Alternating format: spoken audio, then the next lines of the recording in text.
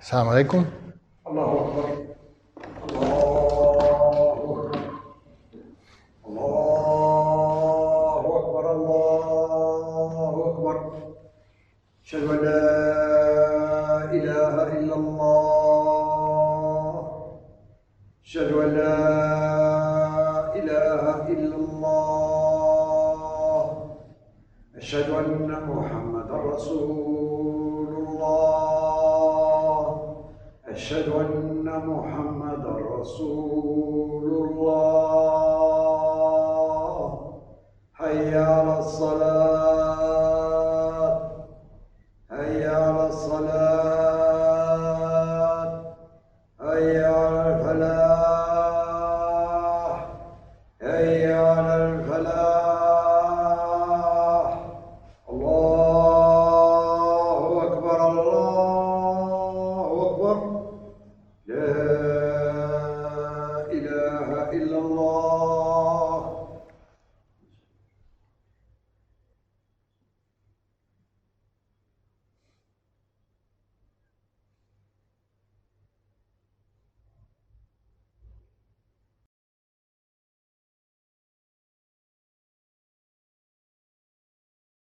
Bismillahirrahmanirrahim.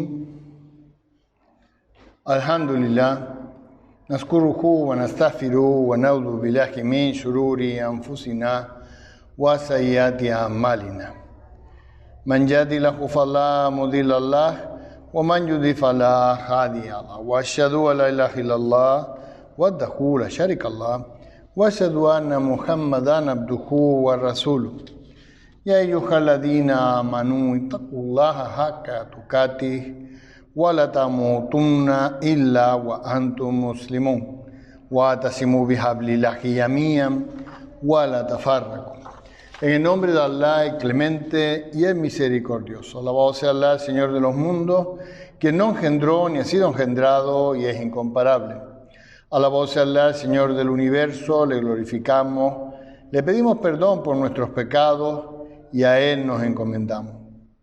Nos refugiamos en Allah del mal que existe en nuestras propias almas y de las consecuencias que pueden acarrear nuestras malas acciones.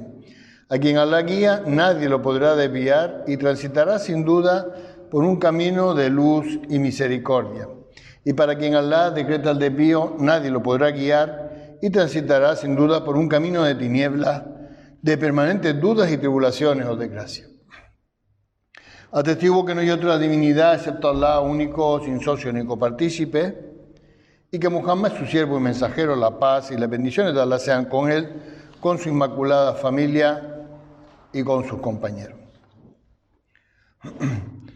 Dijo Ali ibn Abi Talib, Dios esté complacido con él, Allah ha dotado a los ángeles con el intelecto, sin deseo sexual y sin pasión o cólera. Y a los animales con la cólera y el deseo, pero sin el intelecto. Sin embargo, ensalzó a la humanidad, otorgando sobre ellos todas estas cualidades antes mencionadas, sin diferenciarlas. Continuó diciéndole, no te estoy complacido con él. Por lo tanto, si el intelecto de una persona domina su deseo y ferocidad, alcanzará un rango más elevado que el de los ángeles, debido a que éste es obtenido, a diferencia del caso de los ángeles, por un ser humano en un camino repleto de obstáculos. Hermano, la mayor parte de la gente no es consciente de la importancia que tiene el intelecto que fue entregado por Allah Subhanahu wa Ta'ala a nosotros, a los seres humanos. Dice el Sagrado Corán en la sura del dominio, al-Mulk, y en la ley 10. Y dirán, si hubiéramos escuchado o reflexionado, o dicho de otra manera, si hubiéramos usado el intelecto, continúa la ley, no estaríamos entre la gente del fuego. Gracias al intelecto y al conocimiento, me refiero al conocimiento del mensaje que Allah Subhanahu wa Ta'ala nos ha enviado, el ser humano está preparado para la hora de ejercer su libertad de elección, es decir, su libre albedrío, ¿no? Ya que estas dos herramientas, el intelecto y el conocimiento, hace que podamos evitar la desobediencia de Allah Subhanahu wa Ta'ala, utilizando estas dos herramientas. Veamos ahora 4 tipos de aflicciones. Aflicciones quiere decir sentimientos de tristeza, de enojo, de enfado, o de desesperación, o de culpa. 4 aflicciones que podrían tener la gente si lee el Corán sin utilizar el intelecto, ¿no? La primera, aquel que a pesar de leer el Sagrado Corán se siente afligido por la angustia, ¿no? ¿Por qué? Porque el Sagrado Corán nos dice que Allah subhanahu wa ta'ala calma la angustia de los verdaderos creyentes. Por lo tanto, ha leído el Corán sin usar el intelecto, ¿no? Dice el Sagrado Corán, la Sura de los Profetas, el Anbiya, en la ley 87. Y recuerda a Jonás cuando se marchó enfadado, sin pensar que lo íbamos a poner en aprieto. Recordemos un poquito la historia de Jonás, ¿no? Jonás había sido enviado, ¿ves?, a la ciudad de Nínive, y sus habitantes lo negaron, ¿no? No le hicieron caso a su profecía, ¿no? Entonces él los amenazó con el castigo y se marchó. Más tarde, cuando el pueblo tuvo certeza de lo que había dicho Jonás, se fue con su familia y todas sus cosas al desierto a pedirle perdón a Allah subhanahu wa ta'ala por haber rechazado a su profeta, ¿no? Mientras tanto, Jonás había embarcado en el barco donde estaba zozobrando, y echaron a suerte a quien tenían que echar fuera para que el barco no zozobrara, y 3 veces salió a Jonás. Entonces cogieron y lo tiraron. Según cayó el agua, por orden de Allah subhanahu wa ta'ala, un pez se lo tragó y estuvo un tiempo en su estómago. Por eso continúa la ley diciendo, así clamó en las tinieblas, es decir, Jonás, así clamó en las tinieblas, no hay Dios sino tú, gloria a ti, verdaderamente he sido de los injustos. Es decir, se llenó de angustia al estar dentro de ese animal y se arrepintió y le pidió perdón a Allah. ¿Y qué pasó? Continúa la ley siguiente, en la ley 88 de la misma sura, y le respondimos y lo libramos de la angustia. ¿Ah? Así es como salvamos a los creyentes, es decir, que Allah subhanahu wa ta'ala alivia la angustia de los creyentes. Segunda aflicción es aquel que a pesar de leer el Sagrado Corán se siente afligido por la desgracia, ¿no? Porque Allah subhanahu wa ta'ala en el Sagrado Corán nos dice que responde las súplicas de los creyentes cuando están sumidos en la desgracia. Entonces no ha utilizado el intelecto cuando estabas leyendo si no te has dado cuenta de esto. Dice el Sagrado Corán, la Sura de los Profetas, Anbiya y las leyes 83 y 84. Y Ayub, Job, cuando imploró a su Señor, el mal me ha tocado, pero tú eres el más misericordioso de los misericordiosos. Y ahora responde Allah. Y le respondimos apartando de él el mal que tenía y le devolvimos a su familia dándole además otro tanto como misericordia de nuestra parte y recuerdo para los adoradores, es decir, para que nosotros lo tengamos en cuenta cuando vayamos a leer el Sagrado Corán. En tercer lugar, aquel que a pesar de que lee el Sagrado Corán se siente afligido por las conspiraciones de las personas contra él y descuida poner su confianza en Allah como buen creyente, ¿no? Porque dice el Sagrado Corán que el que pone su confianza en Allah subhanahu wa ta'ala no debe temer ninguna conspiración de ninguna gente, ¿no? Vemos en la sura del que perdona a Gafri, en las leyes 44 y 45, en relación a Noé, Nuh, la paz y la bendición, ellos sean con él. Os acordaréis de lo que digo, confío mi asunto en Allah, es cierto que Allah ve a los siervos. Esto fue lo que les dijo Noé, la paz y la bendición, ellos sean con él. ¿Y qué pasó? Allah lo libró de las maldades que tramaron y cayó sobre la gente de Faraón el peor castigo. ¿Ah? Cuarto caso y último que le voy a nombrar es aquel que a pesar de leer el Sagrado Corán se siente afligido por el miedo, ¿no? Se llena de miedo. ¿Por qué? Porque el Sagrado Corán nos informa que Allah subhanahu wa ta'ala es el mejor protector. Dice el Sagrado Corán en la sura de la familia de Imran, en la ley 173 y 174, aquellos a los que dijo la gente, los hombres se han reunido contra vosotros, tenerles miedo. ¿Ah? Estaban provocando el miedo a los creyentes. ¿Y qué pasó? Pero esto no hizo sino darles más fe. Y dijeron, Alá es suficiente para nosotros, qué excelente guardián. Como le respondió Allah, y regresaron con una gracia de Allah y favor. Ningún mal les había tocado. Siguieron lo que complace a Allah y Allah es el dueño del favor inmenso. Estas aflicciones que les acabo de nombrar, que puede tener el ser humano, no son otra cosa que miedos e inseguridades que suceden cuando no utilizas el intelecto. Por no razonar despacio y con claridad cuando estás leyendo el Sagrado Corán. Mucha gente lee el Sagrado así de pasada, de prisa, sin prestar atención a lo que está leyendo. Según la tradición islámica, una persona que se creía un maestro musulmán muy sabio, se le ocurrió un plan para acercarse a predicar en una ciudad, ¿no? Para que todo el mundo supiera que él era un gran maestro. Para ello contrató a un actor, le pagó y le dijo, mira, vete a ese pueblo, reúne todos los discípulos que puedas, compórtate como si fueras un gran sabio, ¿no? Lleno de sabiduría, y más tarde yo iré y demostraré a la gente que estaban engañadas y que podían creer en cualquier cosa y que entonces me seguirán a mí, ¿no? Le dijo, ve tú, que eres un pobre vagabundo, y queda ahí como que eres un gran sabio y yo voy después y te desmiento. Y quedo yo como el gran sabio, ¿no? Eso es lo que más o menos dijo. Nada, el actor lo hizo, se fue. Pasado un par de meses, este hombre que se creía un gran sabio, se acercó a la casa del actor, vio que tenía un montón de discípulos que le daban regalos y que alababan todas sus palabras y que lo consideraban un gran sabio, y les dijo, escuchad, buena gente, sabed que he venido a explicaros todo. Yo envié a este hombre a probar cómo la gente cree cualquier cosa si está dispuesta a hacerlo, a creerlo, ¿no? Ahora, por el contrario, os daré la verdadera enseñanza. El actor se quedó callado, no dijo nada.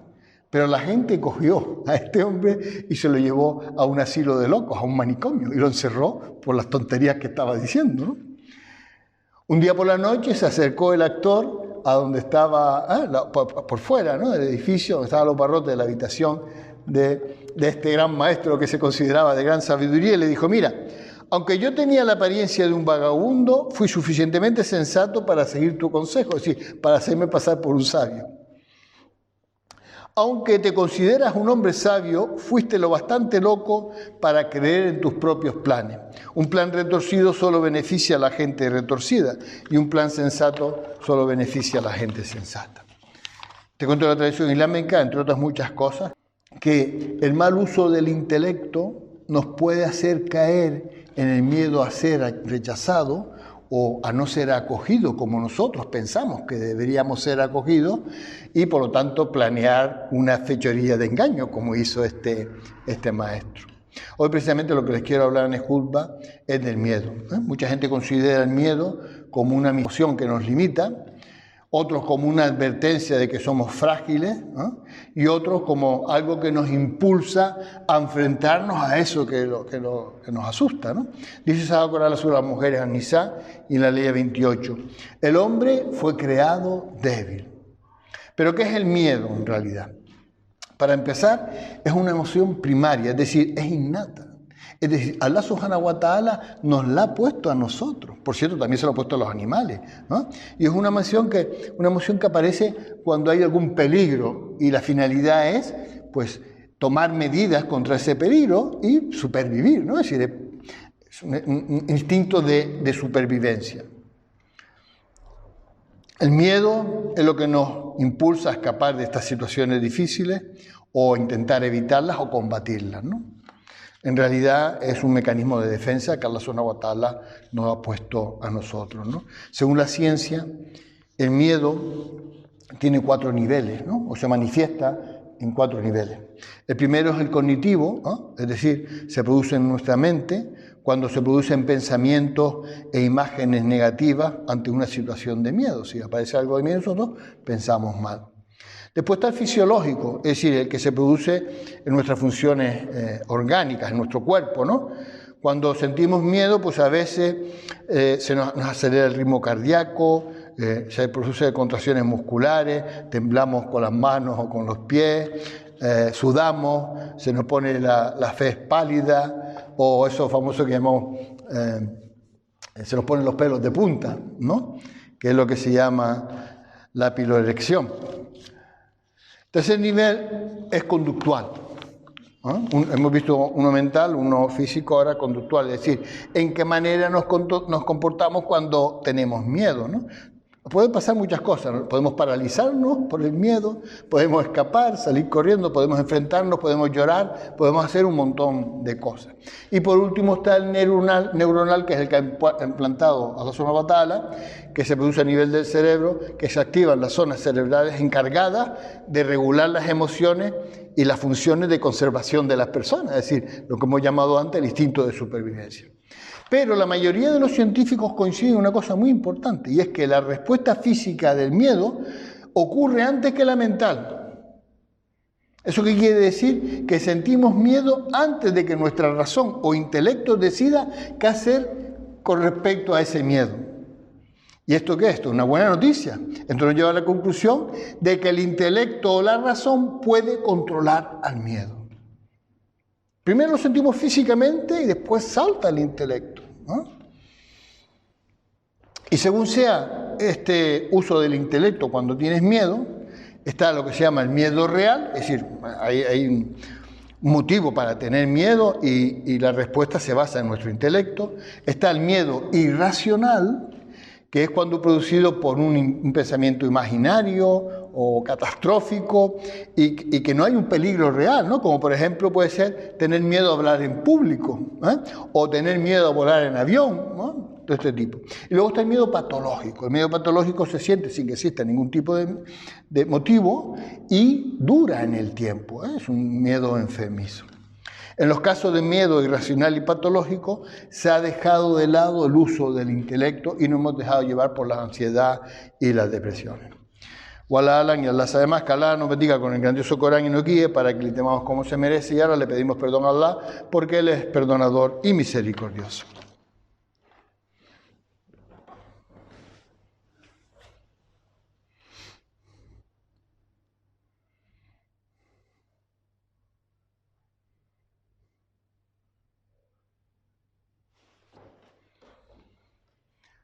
Bismillahirrahmanirrahim. Alhamdulillah. Nazkuruhu wa nastaghfiruhu wa na'udhu billahi min shururi anfusina wa sayyiati a'malina. Man yahdihillahu fala mudilla lahu wa man yudlil fala hadiya lahu. Wa asyhadu an la ilaha illallah wahdahu la syarika lahu wa asyhadu anna Muhammadan abduhu wa rasuluhu. Ya ayyuhalladhina amanu ittaqullaha haqqa tuqatih wa la tamutunna illa wa antum muslimun wa tasimu bihablillahi jami'an wa la tafarraqu. En el nombre de Allah, el clemente y el misericordioso. Alabado sea Allah, quien fortalece y eleva a los creyentes. Sabe que Allah está con la comunidad y todo aquel que se desvíe de su comunidad será juzgado en el día de juicio final. Hermanos, hay que afianzarse en el Islam, agarrándose la cuerda más fuerte, que está formada en primer lugar por las palabras de Allah subhanahu wa ta'ala en el Sagrado Corán y por la sunna o la tradición de nuestro querido profeta Muhammad sallallahu alaihi wa sallam. Atestigo que no hay otra divinidad excepto Allah único, sin socio ni copartícipe, y que Muhammad es su siervo y mensajero. La paz y las bendiciones de Allah sean con él, con su inmaculada familia y con sus compañeros.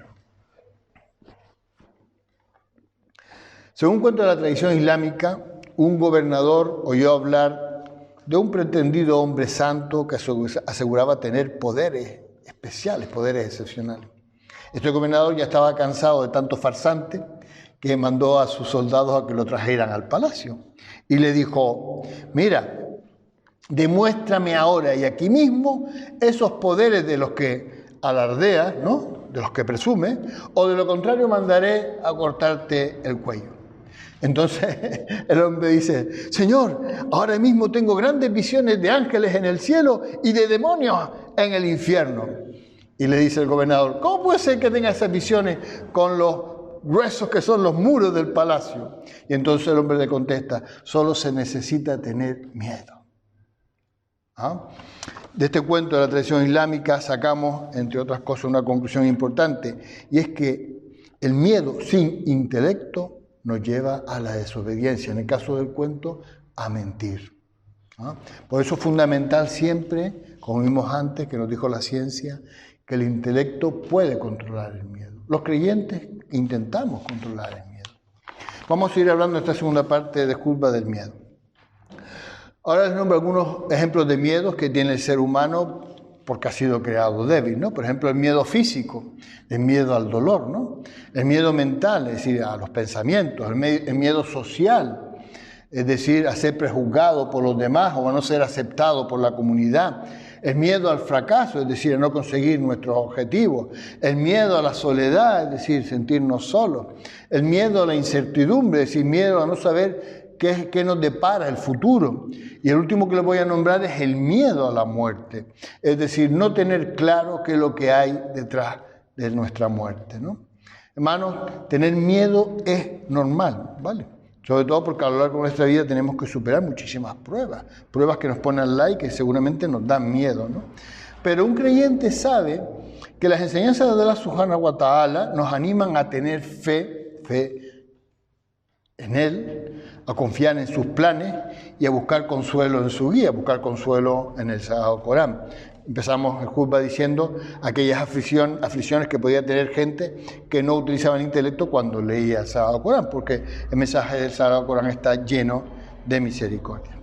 Pero, ¿qué es lo que dice el Islam que podemos hacer para superar los miedos?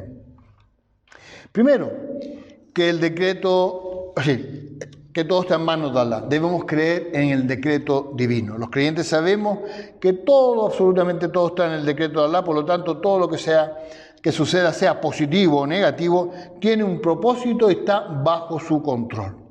Y esta creencia alivia el miedo, al saber que el conocimiento de Allah está por encima de nuestra comprensión y por encima de nuestro conocimiento. Y nosotros estamos incluidos en sus planes. Dice Sagrado Corán en la sura del arrepentimiento, a Tauba, en la ayah 51. Di, no nos ocurre sino lo que Allah ha escrito para nosotros. Él es quien vela por nosotros y en Allah se confían los creyentes. Lo segundo que podemos hacer es poner nuestra confianza en Allah. Los creyentes sabemos que Allah es el mejor de los protectores, dice Sagrado Corán en la sura del repudio, Talaq, y en parte de la ayah 3. Y quien se encomienda a Allah, sepa que Él le será suficiente, no necesita nada más. También poner nuestra confianza en la oración y en la súplica. Los creyentes sabemos que cuando te vuelves a Allah Subhanahu wa Ta'ala en oración y súplica, siempre vas a encontrar consuelo y fortaleza en Él. Es decir, te va a dar fuerza para continuar, para enfrentar los miedos. Dice Sagrado Corán la sura que perdona Gáfir en la ayah 60. Su Señor dice, invóquenme que responderé esas invocaciones, responderé esas súplicas. Pero quienes por soberbia se nieguen a adorarme ingresarán al infierno humillado. En cuarto lugar, volverse hacia Allah, pero pensando que Él es la única fuente de apoyo para superar el miedo. La única fuente de apoyo. Dijo el profeta Muhammad sallallahu alaihi wasallam, si pides, pide a Allah, y si buscas ayuda, búscala en Allah. Así como tenemos que actuar los creyentes. En quinto lugar, tener conocimiento del mensaje. ¿Vale? Cuanto más aprendemos sobre los atributos de Allah, sus promesas, sus buenas noticias, su misericordia, más alta se vuelve nuestra fe, ¿no? Y el conocimiento islámico lo que equipara a los creyentes es a tener esas herramientas necesarias para poder superar los miedos. ¿Por qué? Porque siempre sabes que Dios está ahí para guiarte y protegerte, ¿no? Y eso, ¿cómo lo sabes? Leyendo su mensaje, teniendo conocimiento de su mensaje. Y la última que le voy a nombrar es esta, es trabajar por la causa de Allah. ¿Por qué? Porque si tú ayudas a Allah, Allah te ayuda a ti. Y eso lo vemos en el Sagrado Corán, en la sura de Muhammad y en el día 7. Vosotros que creéis, si ayudáis a Allah, Él os ayudará a vosotros y dará firmeza en vuestros pies. Te dará valentía para soportar los miedos. En general, hermanos, los creyentes solo debemos tener miedo a desobedecer a Allah. Nada más, ¿no?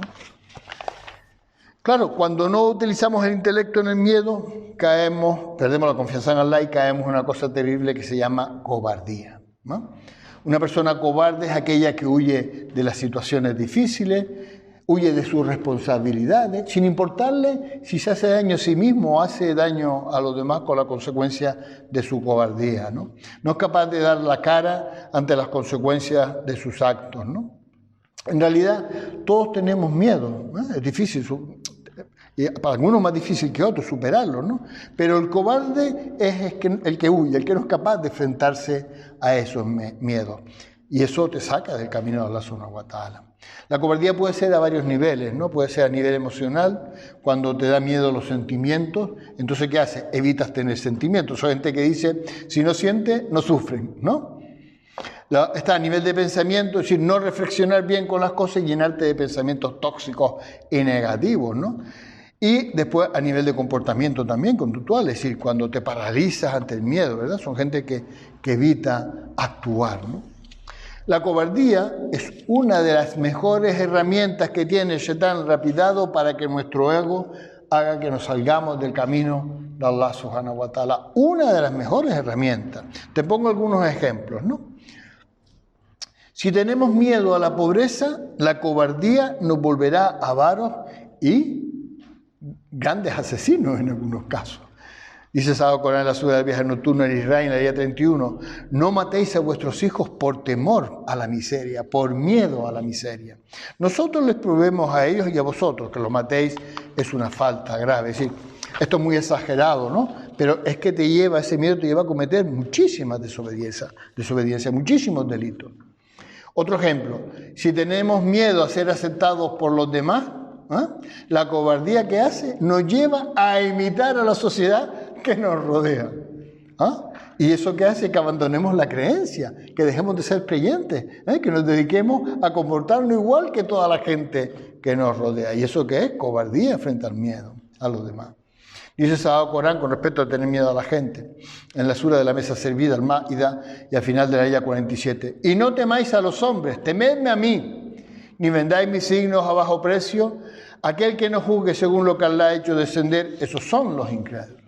Otro ejemplo, si tenemos miedo por nuestra seguridad personal, la cobardía lo que nos va a hacer es impedir actuar de la forma correcta, ¿no? Si tenemos miedo porque alguien nos dé una piña, cogemos y hacemos algo mal, ¿vale? Sin embargo, el creyente sabe que si actúas de la forma correcta, en todo momento, ¿verdad? Entonces estarás en el camino y Allah subhanahu wa ta'ala te va a proteger y vas a estar a salvo, ¿no? Dice Sagrado Corán en la sura de los montes elevados, Al-Araf, y en la ley 165. Y cuando olvidaron lo que se les había vedado, salvamos a quienes prohibían el mal y entonces azotamos a los inicuos con un terrible castigo por haber desobedecido. El último ejemplo que les voy a mostrar es si tenemos miedo a los que practican la maldad, terminaremos normalizando la maldad. Con respecto a esto, ¿verdad? Con respecto a temer al Shaitán y a sus seguidores humanos o jin, dice el Sagrado Corán en la sura de la familia de Imrán y en la ley 175, es decir, los que siguen el mal, ¿no? Así es con vosotros el Shaitán, os atemoriza con sus amigos, pero si sois creyentes y listos, no le dice la ley, pero si sois listos, no le temáis a ellos, temedme a mí, temed a Allah subhanahu wa ta'ala, ¿no? Superar la cobardía no es fácil, ¿vale? Pero si confías en Allah y le pides que te quites tus miedos, ¿verdad? Con eso evitas completamente los susurros del Shaitán lapidado, ¿no? Un verdadero creyente no teme a nada ni a nadie salvo a Allah subhanahu wa ta'ala. Dice el Sagrado Corán en la sura de la vaca al-Baqara y en la ayah 268. El demonio los atemoriza con la pobreza y les ordena hacer lo que es inmoral, mientras que Dios le promete su perdón y su generosidad. Dios es el más generoso y todo lo sabe. Wallah y Allah sabemos. Ahora invocamos a Allah grandioso que nos recordará siempre y le agradecemos por su gracia que Él las incrementará. Sabéis que Él está bien informado de lo que hacemos, tened taqwa y pedid bendiciones por el profeta Muhammad y repetid Allahumma salli ala Muhammadin. Allahumma te pedimos que bendigas al profeta Muhammad, su familia, sus compañeros y todos aquellos que siguieron su ejemplo hasta el día del juicio final. Allahumma te pedimos que protejas a todos los seres humanos oprimidos del mundo y que impidas que los opresores continúen con sus opresiones. Allahumma te pedimos que protejas y bendigas a nuestros hermanos que sufren o mueren en cualquier parte del mundo. Allahumma te pedimos tu perdón y que nos protejas del fuego del infierno porque solo tú eres el perdonador y el misericordioso. Allahumma, grácianos con parejas e hijos que sean un motivo de alegría y tranquilidad para nosotros. Allahumma, que seamos un ejemplo para los que tienen taqwa. Allahumma, concédenos tu misericordia. Allahumma, llénanos nuestros corazones de amor, entusiasmo y ganas de merecer tu complacencia. Allahumma, danos una capacidad de servicio igual a la que le diste a los primeros conversos, los sahaba. Allahumma, protege a los musulmanes y a la humanidad entera de la discordia y de toda calamidad. Allahumma, te pedimos que hagas el Corán que sea un bálsamo que refresque nuestros corazones, una luz en nuestros pechos, una solución para nuestras penas y una liberación para nuestras ansiedades, angustias y miedos. Allahumma, te pedimos la entereza suficiente para que seamos de los creyentes valientes ante las pruebas. Allahumma, no permitas que el Shaitán utilice nuestros miedos para sacarnos de tu camino. Allahumma, perdónanos a nosotros y a nuestros hermanos que nos han precedido en la fe. Haz que no abriguen en nuestros corazones rencor alguno hacia los que creen. Señor, tú eres el perdonador y el misericordioso, tú eres quien todo lo oye y todo lo sabe. Alhamdulillahi Rabbil Alamin. Ahora vamos a hacer salah, inshallah.